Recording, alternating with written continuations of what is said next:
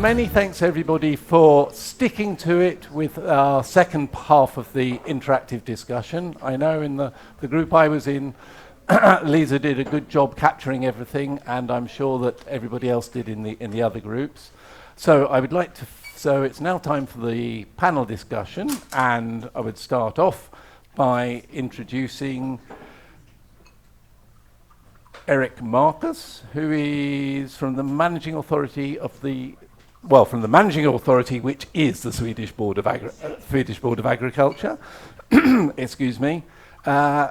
Sophie Helaine, if I've got that right, who is head of unit of DG AGRI 8th, the DG AGRI unit performance of the CAP. Right, I'm doing well so far. All is good.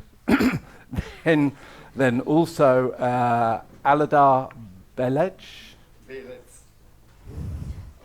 Out of 10, 7, 6, 5. Oh, you're not even saying 4 out of 10 only. Okay, Aladar, who is from the Ministry of Agriculture, Forest and Food, head of the FADN and FSDN unit in that agriculture administration in Slovakia, but you are also a liaison body. Yes. So even though you're in the ministry, yes. Okay, so liaison body, and then also we have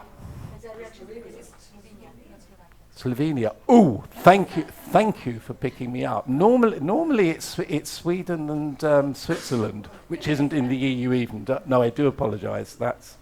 Thank you. Do it again, or just hit me, or even better, catch a ball, and if I say that wrong, just throw it at me.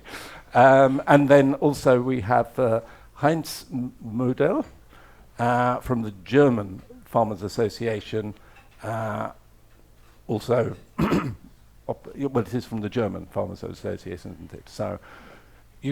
So what we have now done, we've set the scene in the morning. So very admirably from the Commission. Examples from Ireland and Italy. We've had the evaluation perspective, and now we've had 2 rounds of discussion, peer-to-peer discussions on data sharing and information use, on farmers' motivation, awareness raising, and it's this moment in the day where we're beginning to bring things together. So we've been doing lots of different things, and that's the job here of you guys and lady to start to bring it all together. So without any further ado, I would like to ask each of you, what are your key reflections of today, so far? And if you could each please stick to 3 minutes per person. I know this is the way it works with panel discussions. So, right. Please, Eric. Thank you very much. Thanks. So I'm representing not the data provider, but data user. So I work with evaluation at the managing authority. So that's the perspective I'm speaking from. And I think it's been very interesting day for me, and sort of finding out more about different actors' concerns and views, ideas on FSDN, or the move from FADN to FSDN. And the whole networking opportunity has been excellent. I've learned a lot, but I tried to sort of summarize very shortly 2 key messages that I think have come up in many presentations and a lot of discussions. One would be maybe what's in it for me, or what's in it for the farmer, what's in it for the farming sector. Has been discussed a lot, and we've had a lot of interesting views on how to incentivize farmers, how to show appreciation, give value, maybe reflection also that payment or money is not the key driving factor for participating in this, and so on. And what's in it for the farming sector, and then I'm taking the liberty also to include us who work with administration of the farming sector, is really, I think, a key message that came out in this morning's presentations, who sets the narrative. And I think that's a very important aspect for us to remember, to have this evidence-based policy and to have robust information, robust data to be able to provide information for policy making. And second sort of field of reflections is another phrase, use it or lose it. So important to remember that we collect this data for something and we need to be able to use it for policy analysis, but there seems to be still maybe some legal or legal administrative or practical difficulties, including for units such as myself who works with evaluation, that we can't really fully utilize the potential of FSDN yet. I mean, not only because it's not really started collecting, but also for various sort of statistics and data and GDPR restrictions and regulations. So what's in it for the farming sector, and use it or lose it? Two sort of key reflections from my side. Thank you very much. And I think let's just move down. So, Sophie, your reflections. Yeah, thank you. And I will not pretend I was here today. So, because you know it's not true. So I had my little spies. And also to also clarify that I speak with kind of two hats, because 20 years ago I started in the Commission in the FSDN unit. So I'm happy to see the members of MyGrex at the time we are still around, and now I work with the managing authorities on performance and evaluation. And indeed I have the same first point as you, meaning that we did a survey with managing authorities, and we noticed that some managing authorities didn't have access to the FSDN data. We think it's key to do evaluation, especially of first pillar, but not only. And then I came to the expert meeting of the FSDN to try to unblock situations. And basically what I hear today is that there are still issues in some member states. So I think we need really to work together on a solution to solve this issue, because it's a very rich data set. I'm fan number one. And I think that it's really bringing a lot for evaluation. So let's really try to take seriously this all together, and the managing authorities are having difficulties to assess. Maybe you come back to us, we will liaise with our colleagues in FSDN, and let's try to see how we can unlock the situations. And maybe the other point, so some of you referred to the fact that FSDN is late. So typically at EU level, the latest FSDN data available is 2022. But do you know that at EU level, the latest information on the CAP is 2022? Because it's only today that Denmark pushed the button so that we received the first annual performance report, which will report on what happened for CAP in 2023. And that's only the beginning of the process. So until we are able even to work with the data, to disseminate it and so on, we are not yet there. So there are solutions also for that. And in evaluation, we are often asked to evaluate before actually we are able to evaluate, meaning that we have not always enough data on input. On uptake, we don't have data on the state of agriculture. I mean, it takes time to materialize a change in water quality or GHG emission or whatsoever. So we are trying to find other solutions, and FSDN remains very useful in this. And there are techniques also of nowcasting, when you can also use FSDN and kind of project the data up to the latest information. So there are also solutions, and in your member states, you have usually more up-to-date information than us. So you already have in your member state 2023 data, at least to work on monitoring, that's enough. And you also have sometimes FSDN 2023 before we have it. So, well, just a word of encouragement to continue and use the data. And FSDN is not the latest of the most outdated database at all. All right, thank you. So Aladar, your key reflections of the day so far. Okay. Thank you for the word. Thank you for having opportunity to be there here.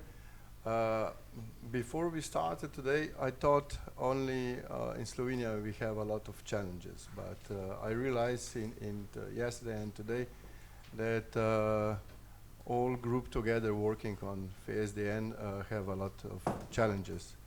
maybe it seems like that we don't have the same problems, but then again, we have pretty much the same problem.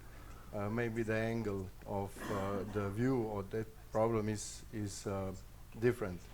But main topic from what we heard today several times is to cut the burden, administrative burden on farmer. And I mean, I think it's the crucial that not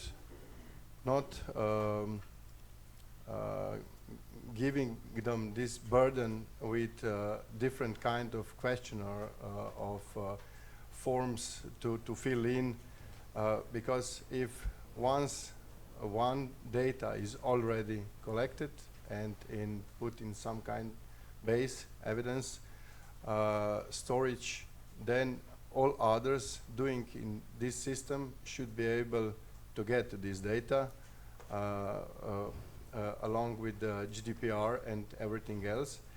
But this task is not so easy. So this is the main challenge, I think, not just for us in Slovenia, but also for the colleagues all around Europe. Also, it's very important to everybody aware that this task cannot be done in 1 month, in 2 months. It's ongoing task. But we are on that track. We will stay on this track, and if we will have support of policymakers, all stakeholders, farmers at the end, I'm sure that we will succeed at the end. Another thing, that not just cutting the administrative burden for the farmers, but in scope we have to have this data collected, not just to fulfill the report for EU, but to do, let's say, benchmarking or whatever for the farmer. So this data should be for the farmer. And like you said, Sophia, that these data are maybe too long preparing, and it's for the final report is after 2-3 years. Farmers need this data before to make some decisions upon this data. So if it is possible, we should prepare this data for the farmers before, and it should be done such way that farmer from this data will see the benefits for its farming. But like I said, there is a lot of challenges, but I think this is in the scope, this is main, but there is a lot of things to do. Right. Okay, thank you. And I understand, Aladar, that another challenge is your aeroplane. Is that right? Yes. Okay, so... About in 80 minutes, 8 minutes, yes. No, it's all cool. So, Heinz, if you... I will hurry. No, it's all right, it's all right. Heinz, what are your key reflections from the day? And then what I'll do, Aladar, while you're calm, is to give you the opportunity to say any final reflections, because I know you have to rush. So excuse the slight change. Please, Heinz. Thanks a lot. I try to not use all the 8 minutes. It was a very impressive day, and we all see in this room here that we have with the FSDN a really, really great treasure. A great treasure with the system, a great treasure for policymaker, and especially for the people who are working with the system. And I think we have to transform this system to a even better system. But we are just at the beginning.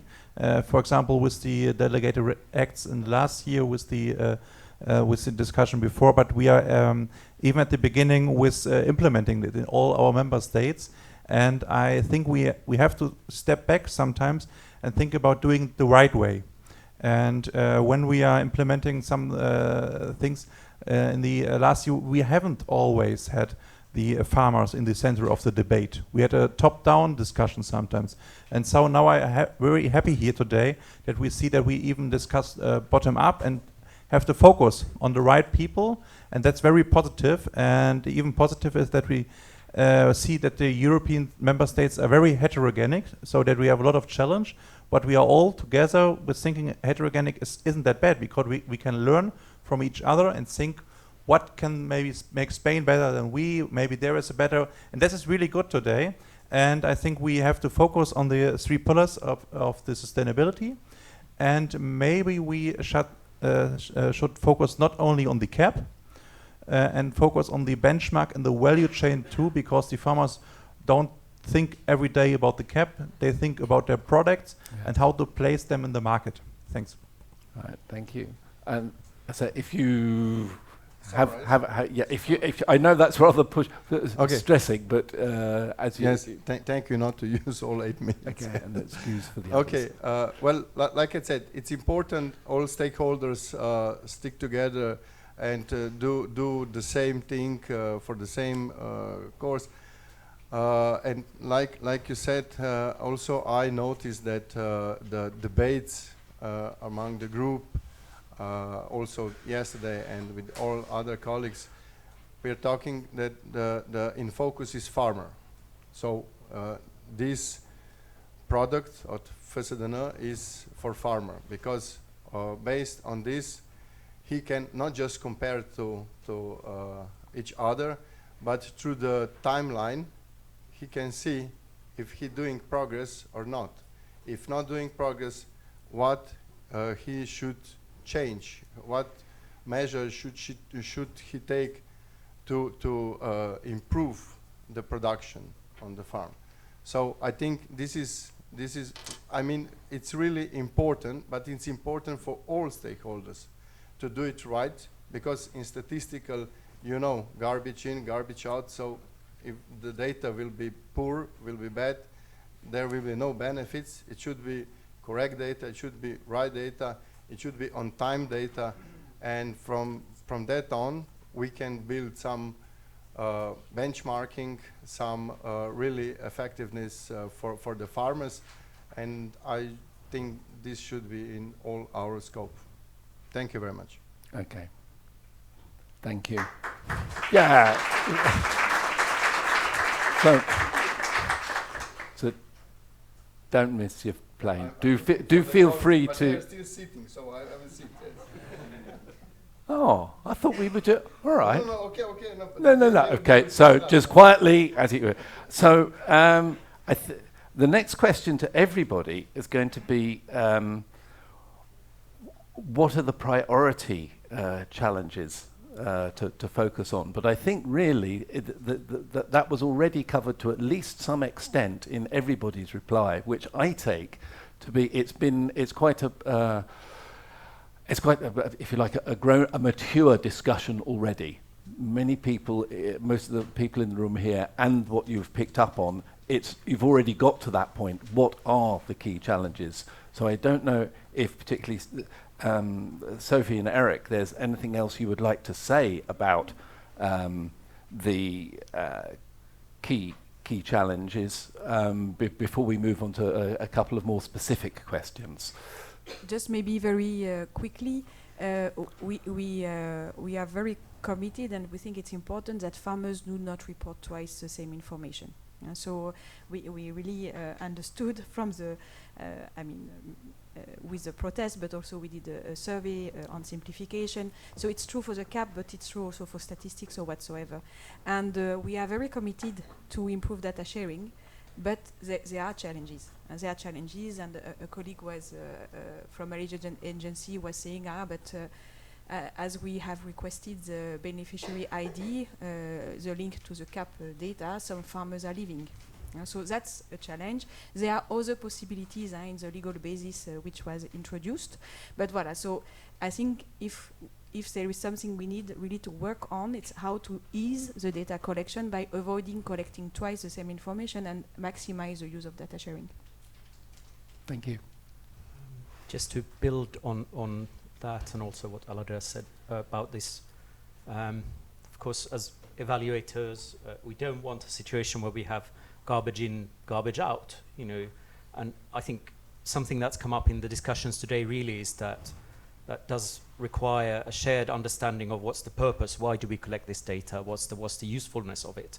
And it might be slightly different for different actors, different sectors and so on, but that's at least the first step. For me as an evaluator, the added value of this data is such and such.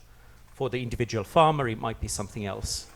But to have a shared understanding of that, but not only between, let's say, farmers and the collectors, liaison agency and so on, but also within government institutions, I'd say, between us as a managing authority, against the paying agency, against the ministry, against the political level and so on, to be aware what is this data, what can it be used for, what can it not be used for, and why is it collected? So building on this a challenge. And I guess these kind of networking events such as today, where we have different sectors, different expertise represented, is a very good step in that on the European level. All right. Thanks, Eric. And you're again, actually, you guys are well ahead of the game. My next question was going to be, to the MAs and the liaison bodies. Can I add something to this question still? Of course, yeah. Yes, of course. Thanks. Everything's fine. But I think that the main issue today we see it is to get enough farmers on board in a representative way and a voluntary way. And then when we get this done, then we can strengthen our cap, then we can strengthen our information in the value chain. And so we have to think about what can we do that the farmers get on board voluntarily. And that's, you said a lot of things. The farmers had to be a benefit, and maybe, for example, for a vision, when a farmer voluntarily made his FSDN check, then he's ready for the whole year for the sustainability report. Then he has a benefit in management. This is very important, that they know that is a upper limit of data in the FSDN in a qualitative good way, but it's only the data what's really needed, not a fancy list whatever you can do, but it's a core of good data, and it's not a really small core, but it's a maybe a large core, but it's a good core that they have get things done and they're ready and they say no more questions in other ways, and I think then we get a good thing done in one of our strange or focus changes. Okay, I'd just like to continue in that, Heinz, because that's one of the things we, particularly from your representative group, which is what more needs to be done to get farmers to participate. And as I've understood it, you've said it's all about the information, and so that's a very very logical and important. But are there any other things that could and should be done in practice? Yeah, at the moment it's indifferent in the European area in every member state. In Germany, we especially are very sensible about the data sovereignty, and that's a really struggling issue in Germany, and we are really sensitive. So I think this is an important issue, even in publication data, in anonymized data on the EU level. For example, we have large regions, there are only 10 farms, and when you upload the data, everybody can see who farm is it. They are really sensitive. That's a situation where we have be clear and to focus that we don't be too strong in the privacy of some farmers. I think the farmers want less bureaucracy burden. We talked about it all the day. They want good data. They want data that they understand. Why do they deliver this data? And they understand the connect between the indicator and the data itself. And the second is they want good management benefits. They want to know what can I make with the feedback, how can I farm better. They want a good value for the agriculture as whole. For example, we talk about CSRD when there is a good proxy as a result for the farm specification dairy production in one member state. And the farmer knows from this good data ground, all other reporting standards in the dairy production can be used, and they do something good for the farmer side. And on the other side, we talked about it critically. It's that it will be an impulse in a better a good agriculture policy and in a good decision making. And there, for me, it's important. The trust is not that good in the system, and the policy has to prove it first, and then the farmer will have more incentive to work with the system. I think, from the deep of my heart. Okay, thank you. And Sophie, I mean, continuing the conversation, of course, but also, is there anything that you would like to add, sort of regarding the importance of FSDN from a European perspective in how it can support and improve CSP management and evaluations? Thank you. So maybe first, also in the discussions you can have with farmers, it's important that they are aware that we are using FSDN a lot, especially to do impact assessment of our policies at EU level. And if I give the example of the impact assessment we did for the previous reform, there were some stakeholders asking to distribute direct payments only to small farmers. Then we did analysis, especially with FSDN, and we saw very clearly that if you give only to small, then you disadvantage extensive farming systems. And this is something that clearly not everybody, nobody wants. So it's also important for maybe also to transfer and to make clear to farmers that this is also a use of the FSDN database, which is also in their benefit. And now more maybe on a more general basis. So first, for us, the use of FSDN, it's not only at EU level, but it's also very much at member state level. It's a tool which is key to do ex ante and ex post evaluation of the CAP, also impact assessment. I know that some member states used, for example, FSDN. It was shared by Portugal yesterday. They use FSDN to assess or establish the unit amount for certain schemes. So in the programming of the CAP.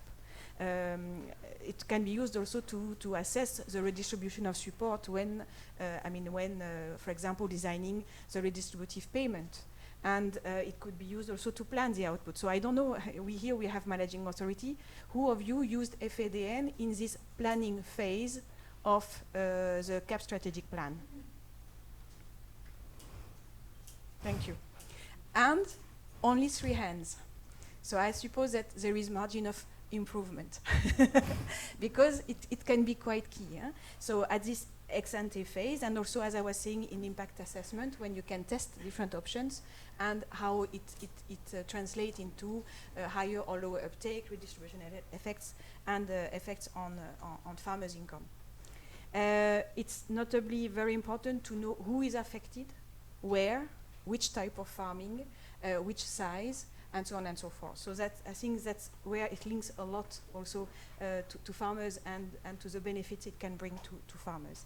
Then very concretely, it's also a huge input to our models. So it's not only used to produce results, but it's a huge input to the model suite that we are using at EU, but also in Germany or in DG Klima, in DG AGRI.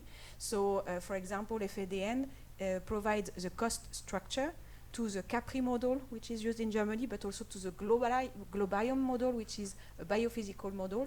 And they are using the same basis as cost structure based on FSDN.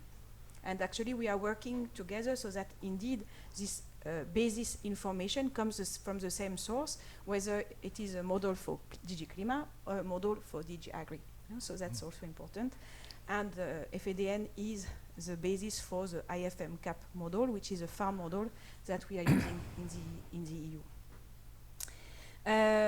On the use of it, we saw we can do better, and I would really encourage everybody to use, because it's when you use that you see issues with the data and that you can improve the quality of the data. So it's, I think we are talking to each other. I mean, those who are collecting the information, analyzing, it's an enriching process.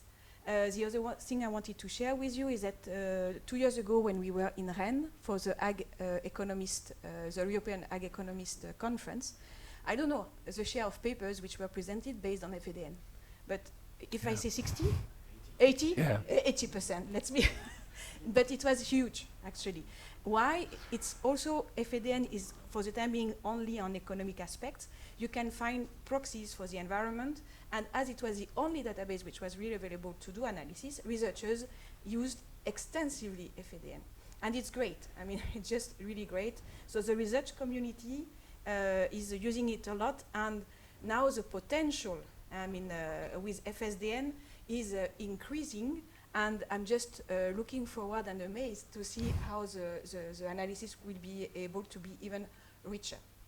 Then about ex post, because my job is evaluation, and we have collectively, member state and the commission, the obligation to evaluate ex post. I mean, we worked with the help desk to produce guidelines to evaluate especially income support, where I see really the role of FSDN on top. But you can also very easily use FSDN to see at the effect of targeting support, redistributional effects, distributional effects of the cap.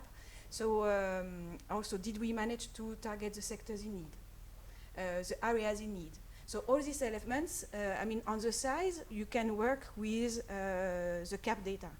But on the type of farming, on the level of intensity of production, are our payments going more to extensive or intensive farmers? This you can do only with FSDN. So on ex post, plenty of things can be done, especially on the role of payments in income, and I really encourage you to do as much as you can with FSDN. Right, thank you. And so that's a very powerful, I won't say a list, but it's the very important uses of the information at different levels for different purposes. And yes, looking at it from the managing authority and liaison body then, and perhaps getting a little bit more to we know it's really important, but both just now and in the discussions, the group discussions, there's been a lot talked about, how important it is to join up the different data sets, how to actually do the data sharing, which are things that are critically important in order to reap the benefits, which you have been saying, and then of course the start of it all, as Heinz, you've been saying, it's the farmers. So have you any additional reflections or ideas that you would say, Eric, on the this things that could be done to speed up or improve on this this thing about data sets? Sort of joining up, linking data sets. Exactly. One aspect that maybe, has been discussed in some of the group discussions, but maybe not in plenary so much explicitly, is the role of advisory services and the data advisory services may provide. That's not sort of FSDN, FADN connected, but actually then linking the information that we could get from advisory services, different tools, softwares, and so on, and combining this, if at all possible, given restrictions we already have on FADN and FSDN, to sort of make an even more robust data set for evaluation. That's what really comes to mind here. Then in Sweden we have this situation, as my Swedish colleague Gordana also mentioned, we have a lot of national data that we collect that researchers are able to then combine and make very interesting analyses and research on that. The opportunities for us in the managing authority are far more limited at the moment, but hopefully a little bit more leeway when it comes to that in FSDN in the future. In that case, we could then also work a lot more with details from the beneficiaries database to make different kind of analyses. Definitely not big research projects as such. That's researchers' role, but to give some sort of indications in I really don't want to use the word, but I'm still going to use it, some sort of quick and dirty analyses, even to see where kind of trends might be going, or rough estimates maybe is a more proper word for that. Okay, thank you. So time is getting to be upon us, and I've just got one final question for all of you. Do you have a single takeaway from this from this workshop? And is there any action that you are going to take in whatever is your role, your 3 different roles, as a result of today's discussions? So you just used the phrase quick and dirty. I didn't, but you know, quick and punchy. First of all, I think there's a lot of work to do, and I'm happy to start with it tomorrow. To focus for me, bureaucracy burden down and added value must go up. And I will start to think more intensively from tomorrow on to use the system or to think more about this benchmarking idea and stepping a step back and not only thinking about CAP and thinking about all the informations are on the farms now for sustainability reporting, and maybe we can build up a new system what wasn't in mind when we talk about FSDN in 2023, and now we are in 2025, so that we can build up a system for the next decade. Thank you. Sophie? I think that now we have a better understanding of what are the difficulties for the liaison agencies, the farmers, and the managing authorities.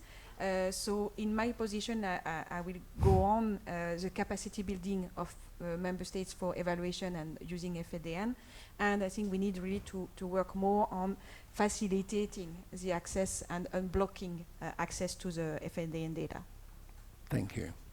So I really wanted to say kind of what you said, Sophie, so I won't repeat it, but instead I'll say that through this day, really one of the main takeaways for me personally, and hopefully some of my colleagues who work with similar aspects as myself, is that FSDN seems to be able to allow a lot more opportunities, especially combining economic and environmental performance and analyzing that from an environmental point of view in bigger or smaller projects. So that's really one of the main takeaways.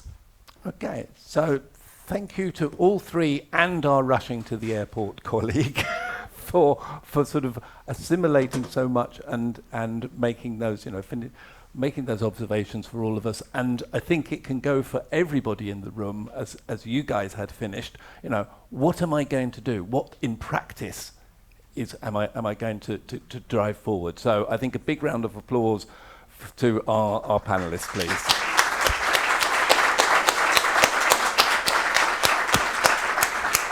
Thank you very much. Really, thank you.